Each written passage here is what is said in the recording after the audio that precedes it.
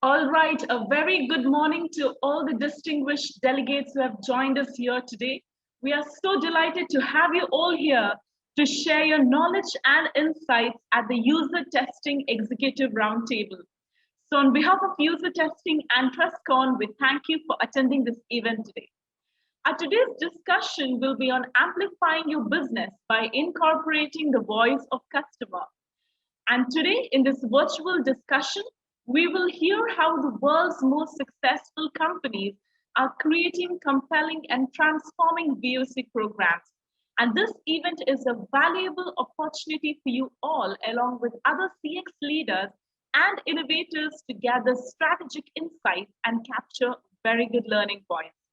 I would now like to introduce to you all Craig Heaven, Regional Sales Director of User Testing. Over to you, Craig. Thanks, Ishel. Great to see everyone, and welcome again to our June Executive Roundtable. We've got some fantastic subject matter experts today who are here to help sort of facilitate and share their extensive knowledge. The Executive Roundtable forums that we've recently run have seen some great engagement from all participants, and I want to make sure today is no different. So as we discuss, how to incorporate voice of customer in your business. So please be open, don't be shy in sharing your thoughts on the topics and examples where you've seen wins, areas where you need some help. I'd like to introduce our two great facilitators who bring a wealth of experience across UX, CX, analytics, and AI. We're in for a treat here. So I'll now pass over to Rebecca to introduce herself. Hi everyone, great to be here today and great to see so many faces in the room. So I'm Rebecca Cornwell, I'm the Senior Solutions Consultant at User Testing, representing the Asia Pacific region and based here in sunny but very cold Sydney. I hope the weather's treating you all well wherever you are. And prior to working with User Testing, I was head of UX at News Corporation. So my background is in product design and standing up research programs. But the one kind of common thread that has run through all of that has been about uniting a way forward by utilizing the voice of the customer and how that has to happen in an organization in order to scale and become more efficient and more ultimately empathetic. So really great to be here today. And it would also be great to introduce Angela. Are you there, Angela?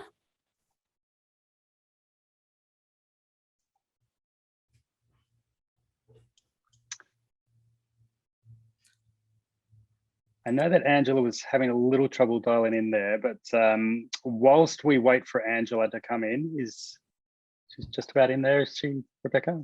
I think she might just be coming in, but maybe what I'll do is just give you a bit of her background. So Angela Kim is the head of analytics and AI at Teachers Wealth Fund. She's got more than 15 years experience in the banking and insurance industry, and she works with multiple organizations to promote diversity and inclusion in technology, ethics, fairness, and responsibility in AI. I've had the opportunity to speak a few times with Angela on this subject, and you will not find a similar passion. She's so passionate about her subject. And so, yeah, hopefully we'll be able to get Angela into the room shortly. I think she may be having a few technical issues. So maybe in the meantime, should we jump in? Okay. Definitely. Okay, I'm just going to share my screen.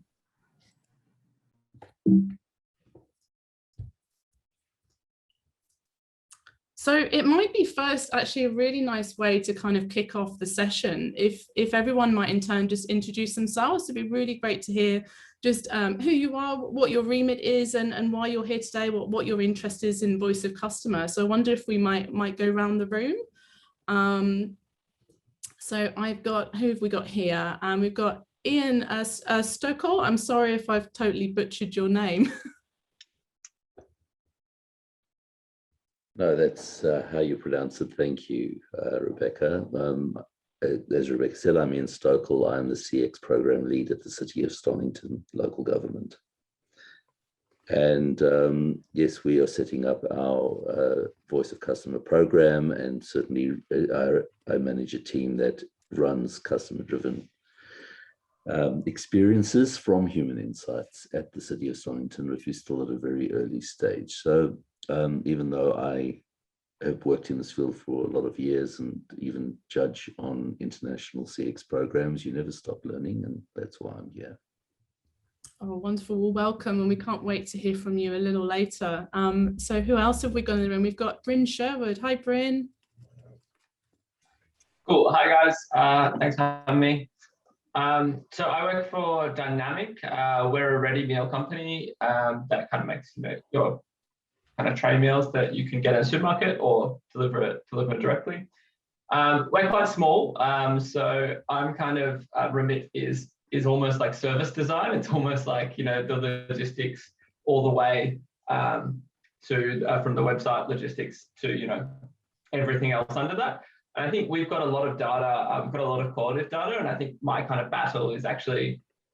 So we've got a lot of we've got a lot of quantitative data, and I guess me trying to feed into the senior leadership team that qualitative data of the customer, I think is the problem that I'm having, and making sure that has a consistent voice and informs the whole business from our marketing strategy to our new product development, like what meals do people want and things like that. So really just trying to embed all of that in the organization. And like Ian, we're quite early on in our UX journey, but yeah, I think that's about it really. Oh, that's wonderful. Thanks, Brynn. And I'm sure we're going to dig right into that. The quant-qual tension is something I think is kind of at the forefront for many of us, and how we kind of get to those insights. So thanks for sharing that. And next we have the experience team. I'm wondering who's behind the experience team there. Hi, yes, my name is Frank Guzman. I'm head of our customer experience team at Academy XI. I'm under my team's account, and for some reason I can't change it, but my name is Frank. I apologize for that. I head our student experience department at Academy XI. We're a small training organization, mainly specializing in the human-centered design space. So we have courses around UX, CX, service design, design thinking, and other digital skills. And my role has been more recently to keep the customer at the center of our digital transformation. We've moved from face-to-face courses to now a fully remote educational provider, and interested to hear everyone's perspective and shed some of our experience as well. Oh, wonderful. I'm a personal fan of Academy XI. I've mentored some of your students in the past. So yeah, really pleased to hear where you're at your journey at the moment. Thanks. And then we have, let's see where we're next in the list. Tallulah Robinson, hello. Hello, how's it going? So I actually work with Ian, within Ian's team at the City of Stonington.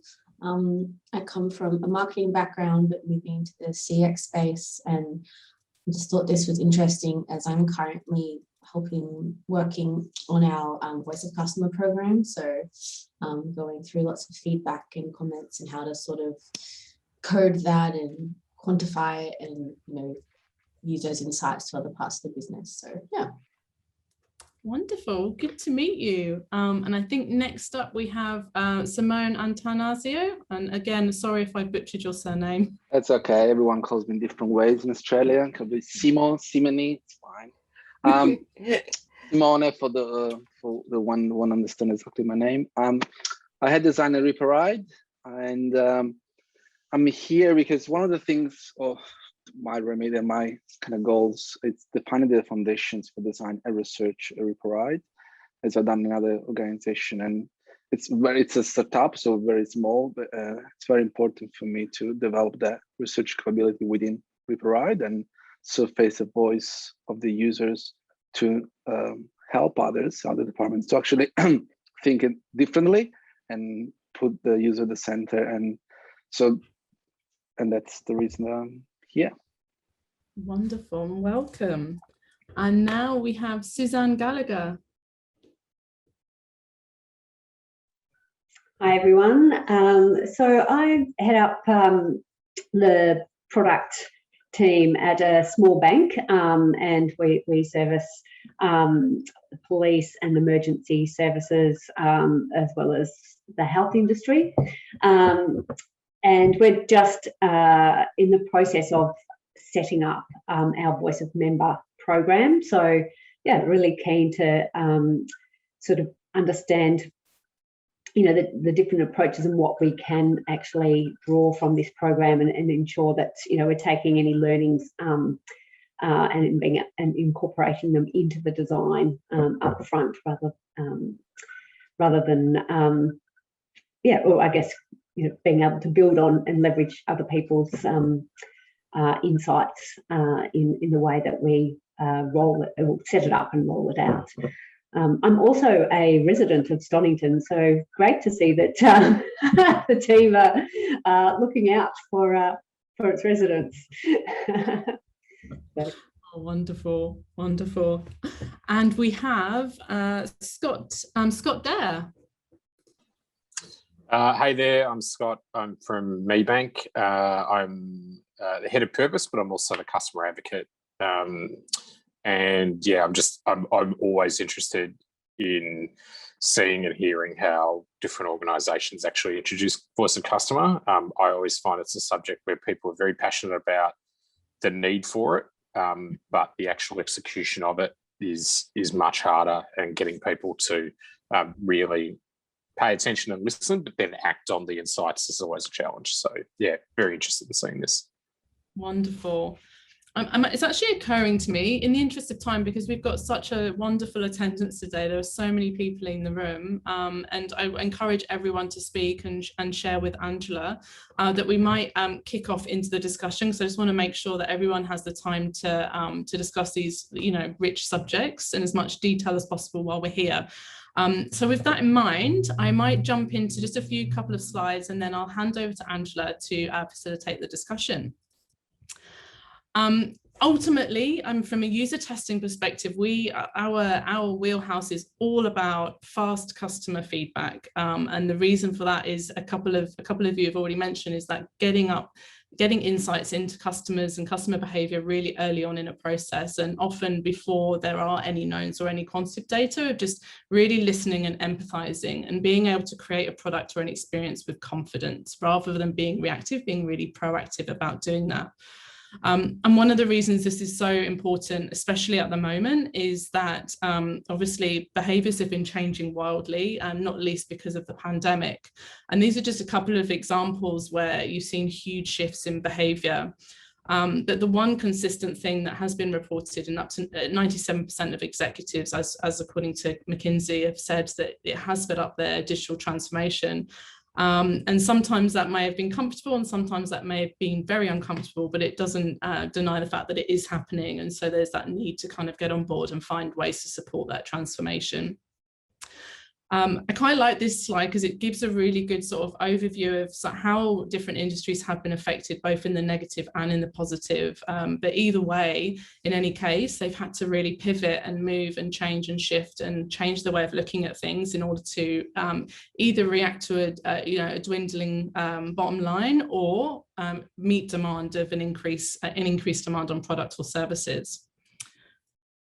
And ultimately, this is all coming down to, you know, learning and empathizing with our customers, but actually having to unlearn and relearn. There's no such thing as a fixed target anymore. We can't really rest on our laurels and assume that our customers are static. You know, they're constantly changing. And so in order to stay relevant and meet their needs and keep innovating, we need to keep that dialogue going. And ultimately, this has been brought up a couple of times already, is that quantitative versus that qualitative data. And this is something we enjoy talking about daily, because we've got this glut of big data, of quantitative data, but sometimes that can just raise more questions, and it doesn't necessarily help us with our actionable insights. Okay, what do we do with that? We know that these things are happening, but we still don't exactly know why.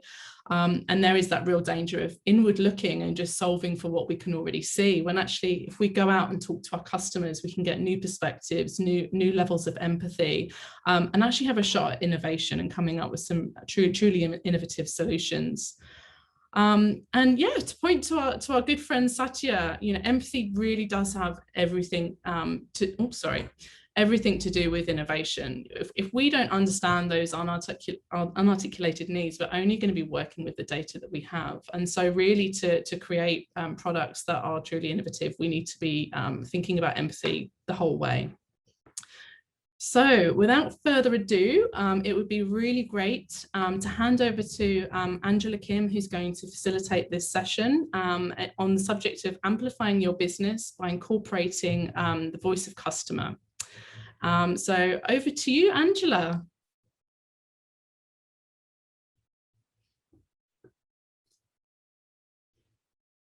Oh, Angela, you're on mute.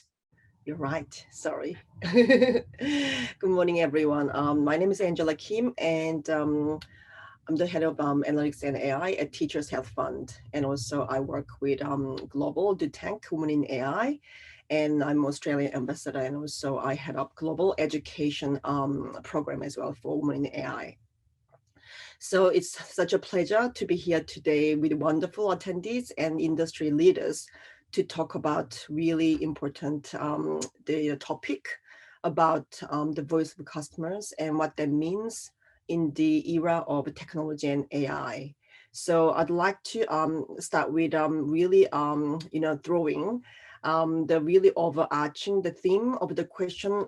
So what does empathy mean for the for you from an organizational standpoint? So I'd like to maybe ask your view. Please feel free to jump into the conversation anytime, because empathy means can mean different things to different organizations. And the reason why we are really thinking empathy is really important is because a lot of technology are embedded by AI algorithm and technology and automation, and all this involves with people thinking everything is out of human touch, but that is not true, right? So why don't you, I'd like to hear your view about what do you mean by empathy in the customer experience and to do with the voice of the customer for your organization. I'm not gonna kick off, so break the ice. I think it's, there's a lot of conversation on empathy and product, and ultimately I always think about that, on the other side, the product is a user, right? And then user actually quantified as a human. This human has emotions, feelings, and in order to understand a product that fits with that human side, you need to understand the feelings and emotions. So actually empathize with the user to understand what's the best things we can do to solve that problem in that case, right? And that applies to, this case, Ripperite, where I work or other organization, understand, okay, what are the different users and what are the desires and the user needs? And then I'm not going to go into like how you're going to learn about those, but yeah, that's what I stand from. Like, it's essential for us to understand, empathize with them in order to deliver, develop, ideate solution that actually match their needs. That's right, Simon. That's a really great point. Yeah, so I think a lot of people can really resonate about, why empathy, and that's why it's really, really closely related to our product and services. And also, I'd like to move on to the next slide about, based on recent times, how have your customers' expectations and actions shifted? How did you come to that conclusion? Again, I'd like to maybe, yes, can you hear me? If you go back to the empathy slide, I've been hearing about the need for empathy in UX and CX for the last 15 years. And in reality, human beings do not really display empathy very well, including designers. It's a behavioral science fact that we are not naturally empathetic. We have filters that we tend to have when analyzing the world around us, or even our own internal worlds, that makes the kind of empathy you're talking about really difficult. So the challenge here is, how do you bring the information that you have, the data you have, whether that is operational data or behavioral data or experience data, or what people in marketing call qualitative information, to life in a way that makes sense to you. And that's the biggest challenge in all organizations, because when you have a very small and a small organization that isn't very complicated, like startups or small organizations of up to 20, 25 people, then the gap between anecdotal information and the real problem is quite small. So when you hear from customers that your product is awful, then it probably is. But when an organization gets very complicated and your audiences or your customers become quite fragmented and complex in their own way, the gap between anecdotal data and truth becomes quite significant. And that's where you need analytics to whatever, whether it's manual analytics or AI-driven analytics, is a question of scale and speed. You know, there are processes that you learn in Lean Six Sigma or other forms where you can analyze data quite manually and very effectively, and sometimes better than automated services. But at scale, you can't ignore the power of bringing real-time information to life. Without it, you absolutely need it. So it really comes down to, how do you make information relatable to the people who do something about it? I think it goes beyond empathy. That's and perhaps empathy is too, how would you say, too vague an idea for people to understand what that means and how to put that into action in organizations. But just a thought to put out there.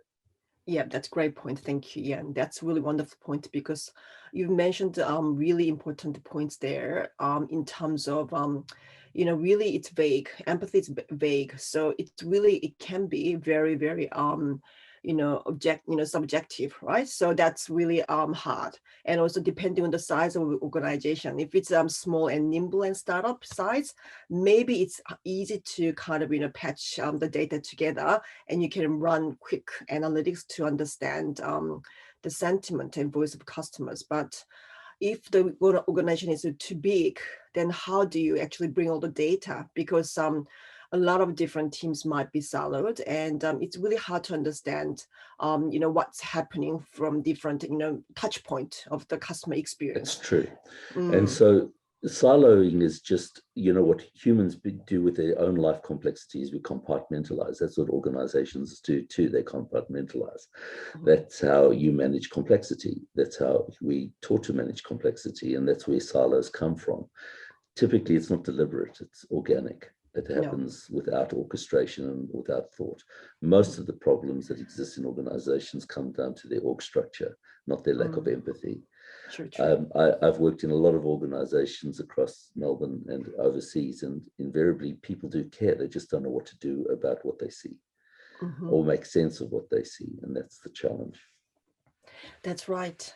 And also it's it seems like, you know, people tend to these days either trust the pre-made, like, you know, software program too much, or not trusting it, because I think it's to do with a lot of the ethical behavior. So that's why I think we can highlight about ethics by design. So for the organization point of view, when you are actually truly talk about, you know, customer experience and voice for customers, then you have to think about from the beginning to end journey in a holistic view, and try to bring all the teams together and try to be more really diverse and inclusive, so that we can really truly collaborate to bring the customers, you know, insights and, you know, how we can utilize that, you know. I think someone touched on about, you know, really how about, you know, quantitative data, how can we turn it into insights? I think it's all relevant conversation. So I think, you know, empathy is very important, right? And also at the same time, it's also important that, you know, how can we have different, you know, tools in place. So personally, to me, we had a great, you know, voice of customer, you know, program in place. And I'd like to hear more other attendees, if someone has any great the experience, how you actually use a case to share about, you know, how you used, you know, empathy in your voice for customers and, you know, customer experience.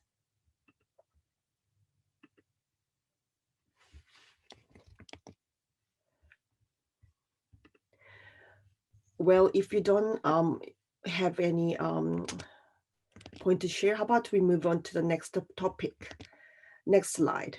So, you know, I've just lightly touched on, right, based on recent times. So how have your customers' expectations and actions shifted? how did you come to that conclusion? So it's another interesting point that we cannot, rule out when we discuss about, the voice for customers. And maybe I'd like to hear from attendees to share your view or your experience about your customers' expectation. Has anyone seen any kind of big changes that have happened as a result over the last year and a half's challenges? Has anyone seen a shift in behavior? I can speak to my industry where I work, which is the travel industry, which has been absolutely impacted. And so something that we could have not predicted, but see a trend in the past of, we have a constant growth. Then you've seen that the change because you can travel, therefore our growth kind of gets slow in some way. But then you see that desire of going out, going away, book something, and you see huge spikes when the end of these lockdowns across different communities happens. And I think therefore the behavior of our customers kind of change in that regards, right? You see that all of a sudden that desire, the intent that probably weren't showing months before, but given that there's a time frame or external situation attached to our product, therefore the behavior change accordingly. I don't know if I have to go into the specific details, but overall, I think it's what I'm saying, external factor can literally influence the way your users, your customer behave with the product. I'd like to contribute. Yeah, I'd agree with that. I think for us, particularly in the education sector, which on the other hand is one of those industries that boomed over the pandemic, particularly online education. For us, we saw a change in behavior, but not in expectations. Say in the sense of behaviors, there was flexibility around studying online and doing it at your own time and pace, not having to go through a physical place from 7 to 9 or so on, but rather that you could do it when you commute or when your kids asleep or during the weekend and so on. It actually, those behaviors change, but the expectation around, say, in the case of education, the expectation of guidance and having access to a mentor and learning, being part of a learning community, and say having response and guidance from a support or for a customer support team, the expectations were the same regardless if the course was, say, online or offline. And that's something that we as a customer experience team had to realize and had to, I guess, understand how we keep true to our brand promise despite the mode, despite if the experience is digital or physical. And it made us, I guess, it made us understand how you create online communities and how you create guidance online and how do you, I guess, create that with the flexibility. But yeah, go ahead. It's interesting you raised the higher education space, Frank, because I was heading up the Monash University CX response to the COVID-19 pandemic. And at a university level, we found that students were very divided around their response, deferring their studies, because I think when you're doing courses that run a short period of time, like at Academy XI, compared to a 4-year commitment that costs $250,000 or $125,000, the expectation's a lot different, and that physical experience that students look for was completely compromised by the pandemic, and they really struggled. So this is a very interesting idea to unpack it in terms of the concept of value versus the reaction to change that's imposed on you that you have little control over.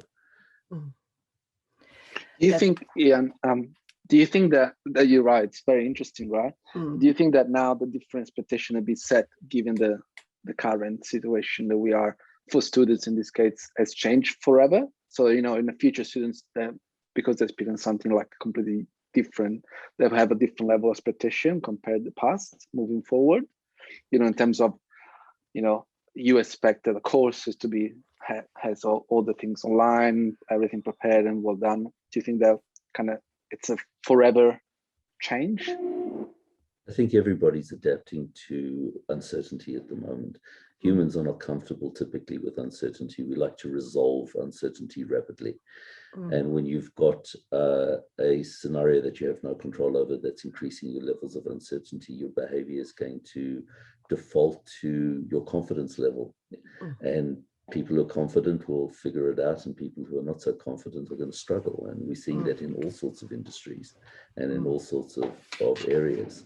And there's not one size fits all. And what it forces organizations to do is develop high touch experiences for those who are struggling, and self-help experiences for those who've got it handled. But it all comes down to the way individuals respond to uncertainty. And we're not all the same. And neither are your customers or your audiences or your students or however you define your customer base. Can I add another example? This is, I think, an interesting fact.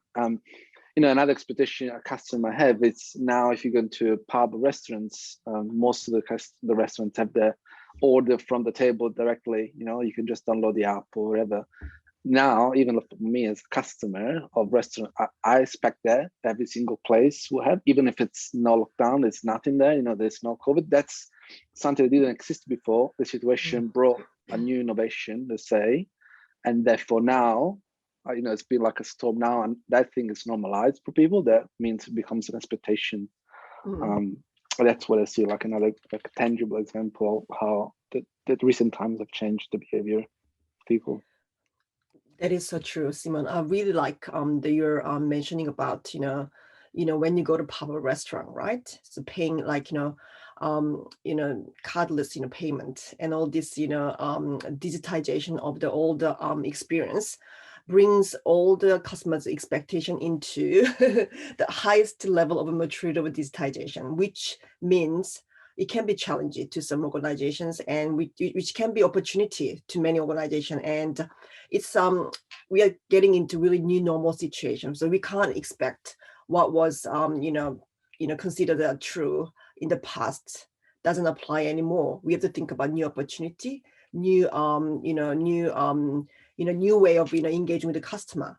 And I think that brings us to the next slide about the data and how to make the sense of the data and insights to really provide the most beautiful customer experience, right? So I'd like to hear your view about how do you utilize the data and what that means to provide the most really seamless customer experience to you. Please feel free to share your use case, your experience, please. Because I think we touched on earlier, right, about different organizations use some different data and different maturity. And I think the Monash University was quite good example as well that Ian slightly mentioned. So even now universities, education department, they are not really afraid of using data, and they really consider data is the oil, the asset for them to drive the value for the future, to really provide a better experience for their students. I think what Simone mentioned was really poignant as well, just that insight that actually it's not just the vacuum of our own environments and our own products, it's that the context across the board is changing and the expectations are shifting with other experiences. So it's not enough to just know our products and experience and our customers in that context. We have to think bigger and wider and kind of keep our finger on the pulse of everything that's going on in their lives and understand lives, not just the 5-10 minutes an hour that they're interfacing with us. But that's exactly the empathy point, right? We were discussing before. You just you need to, when you say put yourself in the customer's shoes, is usually like those shoes are quite big now. You need to really understand the in and outs and what is going on in that person's life or whatnot. Of course, you can't have, if you look at 1,000 of users, it's really hard to define one. But if you start listening, then you can create those themes, your archetypes or whatnot, and that might help you if I look at this question, so to actually make sense of the data, because you start seeing patterns across users, across like your cohorts. Yeah, I don't know exactly, like you mentioned the Monash. I don't know how, maybe Ian can speak more about that, about how they're making sense of that in that regards. In the past, across other organizational work, for instance, it's really depends on the type of, I work a lot of marketplaces. For instance, Redbubble, we had artists and customers. And I think the interesting part was how actually we can organize or overlap those insights across customers and artists, and how we can match those two, and if there was any correlations. Yeah, I think it was an easy part, and it was a mix of understanding, like bringing the empathy part, so learning that how the user, or in this case an artist, will feel and think, and learn about the actual person per se, versus like understanding the actual behavior on the platform. And actually, I think having that strong knowledge that will help you, well, but us to actually to actually make sense of those data. And then even like we're working on mapping out different, like probably like a user journey, and understanding, okay, what's the behavioral data that occurs in this part, what's the actual quantitative data, and basically overlap those qual and quant together. Of course, that you come with at the end, like it's an insight that it's never 100%, I will say, when it comes to qual, like it's never true to 100%, because it's still like an inferred insight unless the actual numbers shows you and tells you. But yeah, it was very valuable to actually overlap different users around in the same marketplace and understand how they behave on the same experience. Thanks, I just Simon.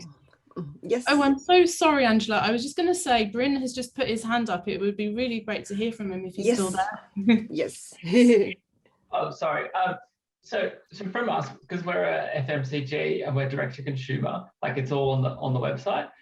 And so I think I'm kind of really torn often. We have so much data coming through the website, and you can see incremental changes, and if conversion goes up or down depending on these things, but actually isolating what's actually making those changes in conversion. And then also like I think like we could be doing, like sales could just be going up for totally other reasons, and so our sales going up is not actually a reflective of a better experience in the checkout, or like a better experience in how they're on the website and getting educated and going, like, putting things in their basket.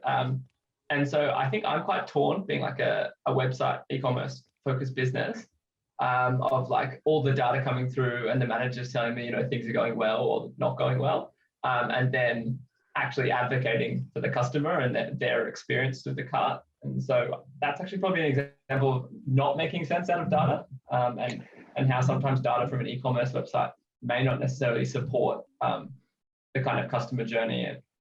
Brian, the retail world is a very different kind of animal, and having worked in retail previously, without mentioning which company I worked for, and having been a judge on a lot of CX programs where retail organizations put forward their CX initiatives, there is definitely a tendency in e-commerce organizations to place a high emphasis on numbers, whether that's NPS or churn or whatever the numbers are. And you can become addicted to data candy, you can just become addicted to the numbers. In good user experience, in good customer experience, the numbers take care of themselves. If you make them the focus, you're not looking at the customer. The numbers are just there as a guide. It's like if you watched your dashboard on your car, you'd lose the road, you'd crash.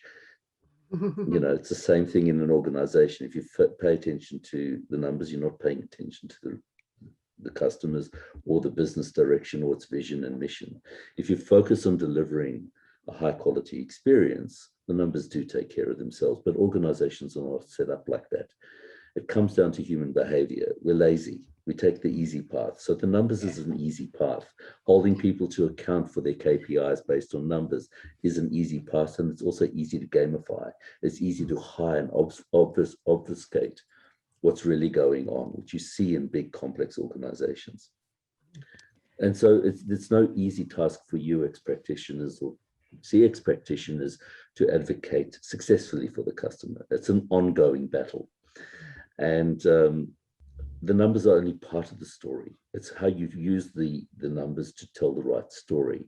And you can use those powers for good. You can use them for evil too. True.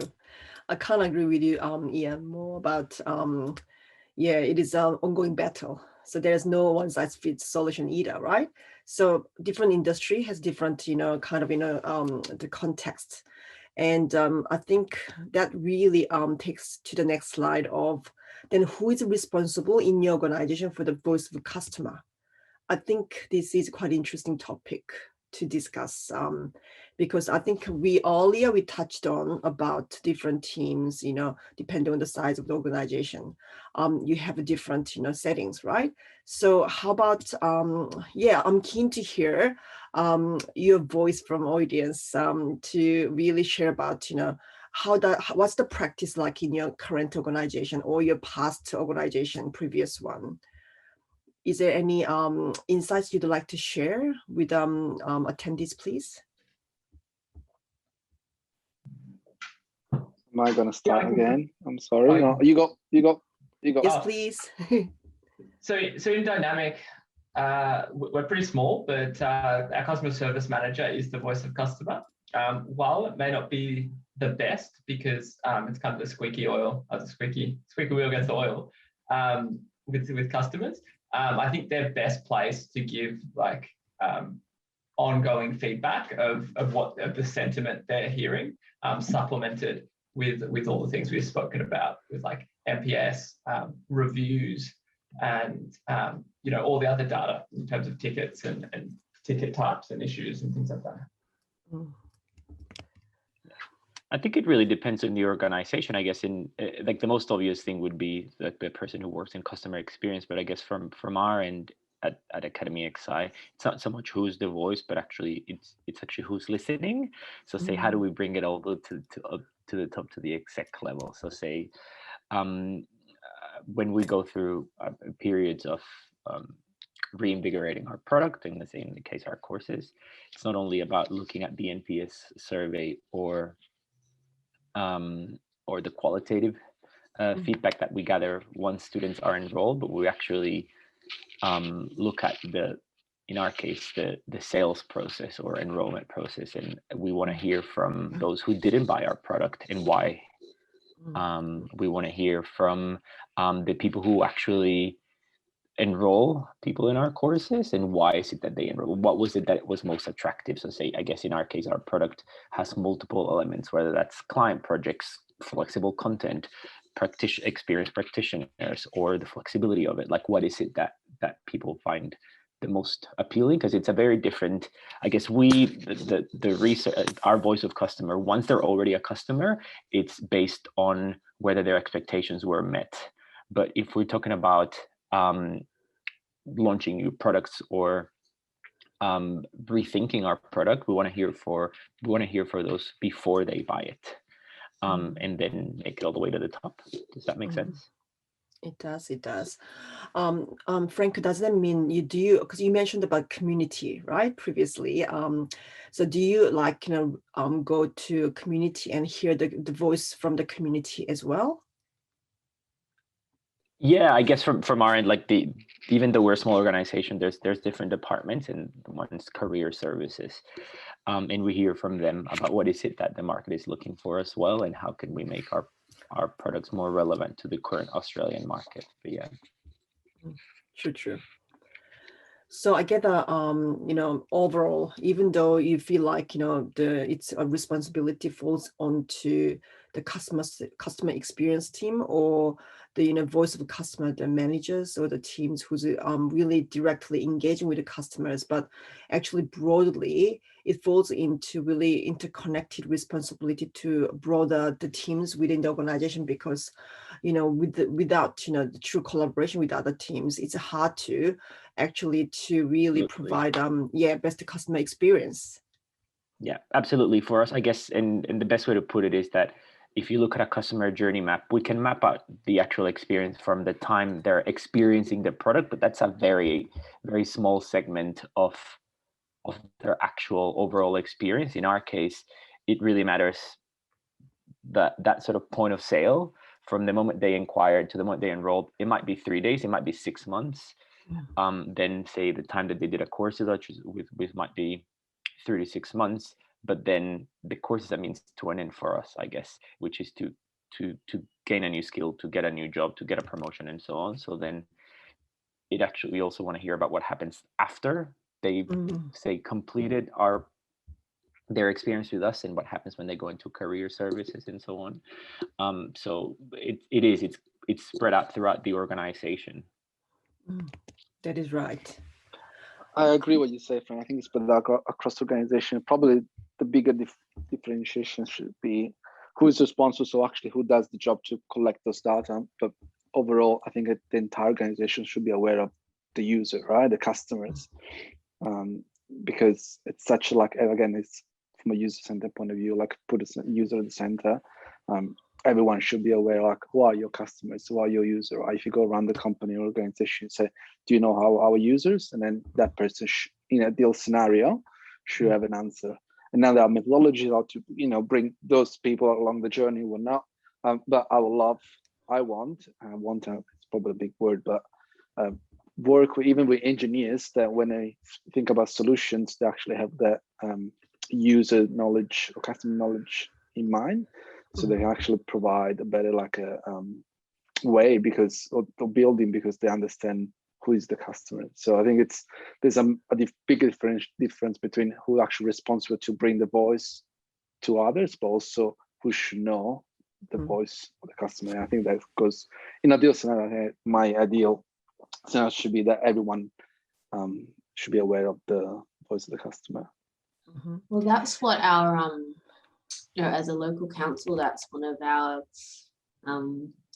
issues that we need to overcome, is that quite a large organization that is quite used to working in quite a siloed environment.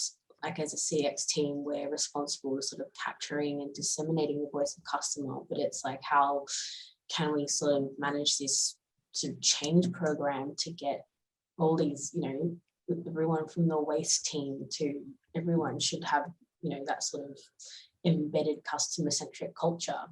And that's sort of the start of that, that whole take program, really. One thing when I joined Reparise, like probably 9 months ago now, one thing that the company set up for the whole different departments, it's something like a process called, or a session called customer culture and customer, and every single department comes with the knowledge they gain around that specific user, right? So from my point of view, it will be like the travelers, the host, all the communities, because when design research, you take care of everyone. But for instance, the host department, they actually understand more about the host, and they speak with the host and whatnot, and they bring that knowledge to a wider audience, in this case, to the entire organization. That's actually, it's a thing that's been working quite well to raise what you say, the knowledge of user across different across departments. That's right. Might help, yeah. I really liked also Tula's comment about embedding the culture, because it ties very closely with empathy, and that really brings us to the point about what are some of the barriers to truly understanding the voice of a customer, and what are some of the ways to work through those challenges. So I guess, again, this is all intertwined. It's all connected, the points, right? You can't just, focus one and think we solved the problem, right? So it is like truly, we talked about, the data, silos, teams, the barrier, and also data, depending on the size of organizations, and maybe the culture, it can be a barrier because have, the truly, the customer-centric, the culture is not established yet. Can it be the senior leadership lack of So Ian, please. There's so many things you can trace back. You can do a root cause analysis diagram and find it in a number of different areas, from executive leadership to poor organizational alignment. But I think at a cognitive load level, data can be overwhelming. And being able to sift through data and present data in a way that you can distinguish between stuff that's nice to know or need to know versus stuff that you need to do something about, in very simple terms. A lot of the time, data scientists and analysts get very excited about what they can do with data without connecting it with whether somebody can use that information or who needs to know that information, or and creating a data strategy and governance framework that presents the information in a usable form. So whether that's empowering your journey maps with touchpoint data and control limits and alerts and stuff like that using software and AI is one solution, but just presenting data for the sake of being excited about numbers only satisfies data scientists, doesn't necessarily trigger the business. If you can do that, that's one thing, but then you need that executive leadership decision-making engine to do something about it. And this comes down to at what stage in the growth cycle an organization is stuck in. And if you understand organizational psychology and the behaviors that occur during the different stages of organizational growth, you will find the barriers that are there and how data is either not collected, not used, or abused, depending on which part of the cycle it is. And that all comes down to the style of leadership that is there, as opposed to the different stage of growth that an organization will find itself in. So this is a very big question to ask, because it's not a simple solution. It comes down to so many different factors that will influence what those barriers are and what you can do about them. But there are solutions, as long as you look at it through the right lens. It's like looking at data. I think it was Simon who mentioned archetypes. We try to avoid using archetypes or even user profiles or I forget the even name, what the user experience name for it is. But we use jobs to be done. Personas. Thank you, Brian. I don't like personas. I don't think they help with empathy. I think they just again hide what's really going on. We're getting our team at Stonington to focus on the jobs that people need to get done. What are they trying to do? And also understand what are those jobs that they were trying to do that they can do themselves, or what jobs do they need help with, or what jobs do they rely on us to do because they don't have the infrastructure, power, or authority to do them themselves. And understanding those jobs through those different lenses helps us streamline and focus where the data informs us. So if you're using your data to inform a false view of your customer, you're just going to get false information. You need a very clear idea, and we find jobs to be done theory a much more powerful framework to contextualize data in. That's right. That's a very interesting point.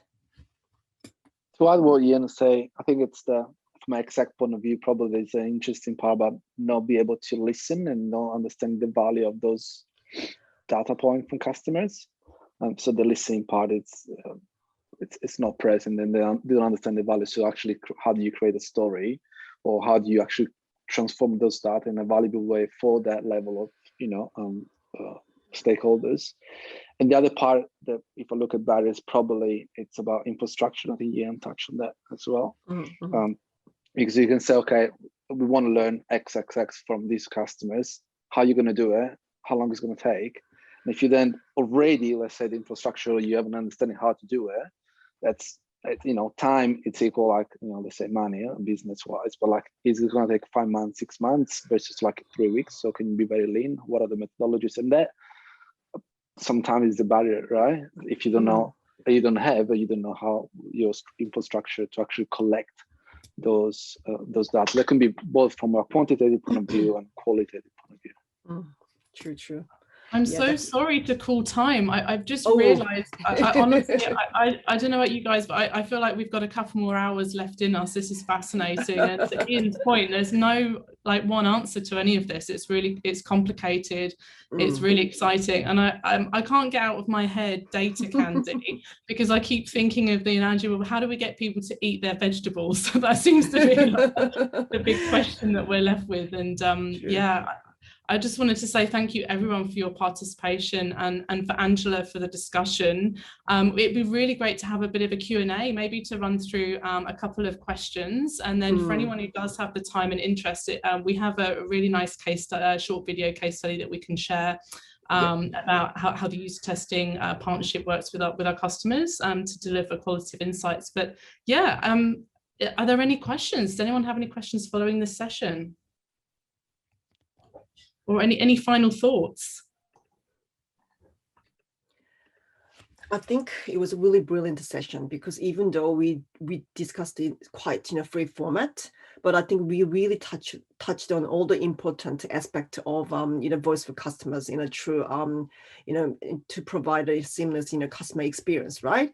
So I think maybe we can continue our discussions, reach out each other, and within a name you can find out from LinkedIn, and so we can really stay connected and ask questions. Feel free to send through to Rebecca or myself, and yeah, I think we can continue our conversation and refer all the material as well. And please feel free to reach out to each other. Thank you so much, Rebecca, and thanks everyone for the attendees today for sharing valuable insights. Thank you. Thank you so much. Thanks, everyone.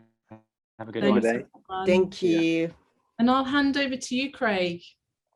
Thanks, guys. Thanks, Rebecca. And thank you so much, Angela. So much great information there. For anyone who's wanting to have this discussion further and wants to really dig into the why behind the what from that quantitative versus qualitative, user testing is here to help provide that why behind the what. It's really about sort of trying to give you that insight into what is motivating customers and how they're thinking and feeling with regards to any experience across any device. So we're happy to sort of run a free consultation session with you guys. We can either sort of follow up off the back of this, or feel free to reach out to one of our fantastic colleagues in Harris Tan. Email address is htan@usertesting.com, and we can set you up with a consultation session to discuss this in a lot more detail as well. Wonderful. Thank you. Perfect. Thank you, Well, thank you for your attendance, everyone, and really appreciate on a wintry old Melbourne day you joining today. So thanks a lot, and all the best for today. And hopefully Melbourne's getting out of lockdown soon, so we can have a good weekend ahead.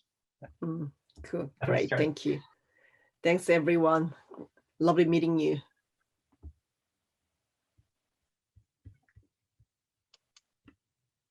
See ya.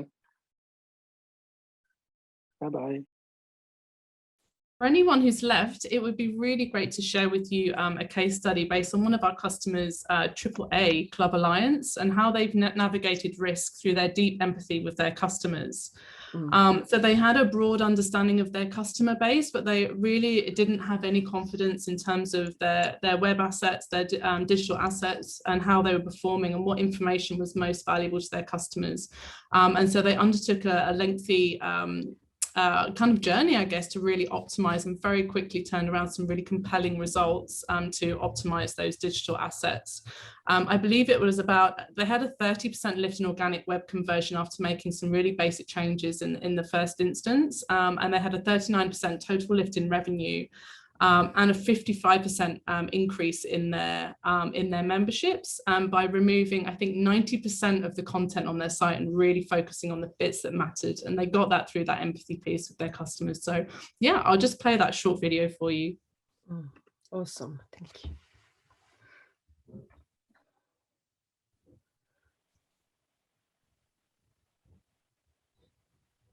AAA has been around for 118 years. We're about 6.3 million members. We cover 13 different states.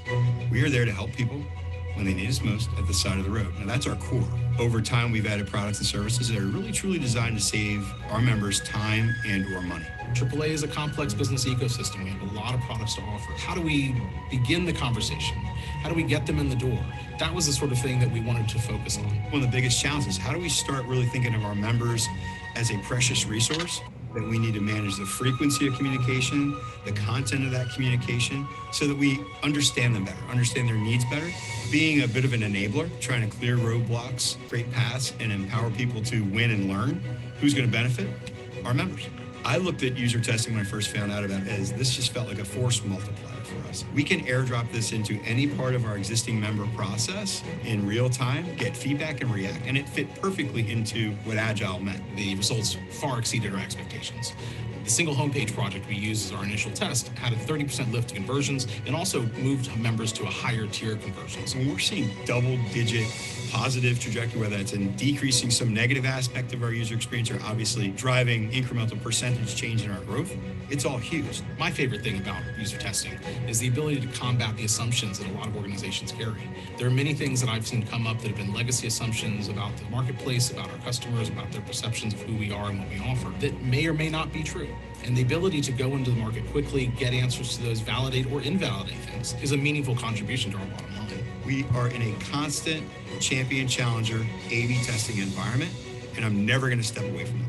You know, we've crossed over this divide now, and the only thing we can ever do is continue to evolve. The biggest piece of having user testing at our fingertips is to make a cultural shift in what people were doing. It's giving the folks a tool that allows them to iterate and innovate faster.